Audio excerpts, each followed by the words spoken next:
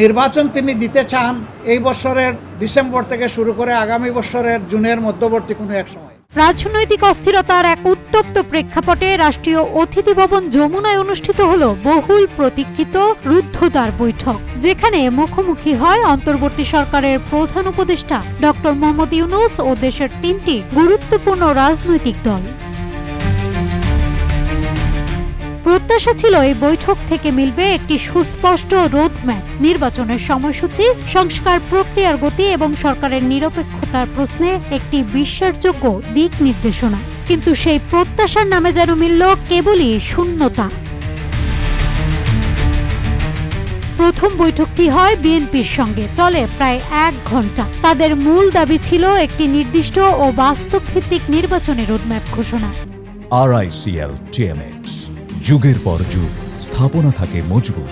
কিন্তু প্রধান উপদেষ্টা সেই প্রত্যাশা পূরণ করতে পারেননি। জানান চলতি বছরের ডিসেম্বর থেকে আগামী বছরের জুনের মধ্যে নির্বাচন অনুষ্ঠিত হতে পারে।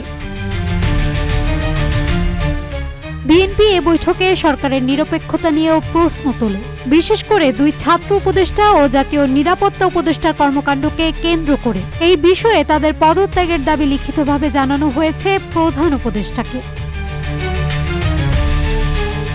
বিএনপির বৈঠকের পর জামাতে ইসলামের সঙ্গে আলোচনা হয় ডক্টর ইউনূসের। বৈঠক শেষে দলটি জানায় নির্বাচনের আগে সংস্কার ও বিচার দৃশ্যমান হতে হবে। সংস্কার ছাড়া নির্বাচন জনগণের প্রত্যাশা পূরণ করতে পারবে না। জামায়াত আরও জানায় তারা কোনো উপদেষ্টার পদত্যাগ চায়নি। গতকাল রাত 10:15টার দিকে প্রধান উপদেষ্টার সঙ্গে দেখা করে জাতীয় নাগরিক পার্টি এনসিপির একটি প্রতিনিধি দল। বৈঠক শেষে দলের আহ্বায়ক নাহিদ ইসলাম বলেন, শেখ হাসিনার শাসনামলে অনুষ্ঠিত সব নির্বাচন অবৈধ ঘোষণা করতে হবে। সেই নির্বাচনগুলো এখন আদালতে নিয়ে গিয়ে বিভ্রান্তিকর পরিস্থিতি তৈরি করা হচ্ছে, তাই আইনগতভাবে এগুলো অবৈধ ঘোষণা করতে হবে। এনসিপির দাবি ছিল নির্বাচন কমিশনের পুনর্গঠন, স্থানীয় সরকার নির্বাচন দ্রুত আয়োজন, জুলাই গণহত্যার বিচার, জুলাই সনদ বাস্তবায়ন এবং গণপরিষদ ও আইনসভার নির্বাচনের সমন্বিত রোডম্যাপ ঘোষণা। নির্বাচন, বিচার ও সংস্কার এই 3টি বিষয় ঘিরেই পুরো সন্ধ্যার আলোচনা আবর্তিত হয়, কিন্তু প্রত্যাশিত কোনো নির্দিষ্ট সিদ্ধান্তে দেখা মেলেনি। রাজনীতির মাঠে অনিশ্চয়তা এখনো রয়ে গেছে।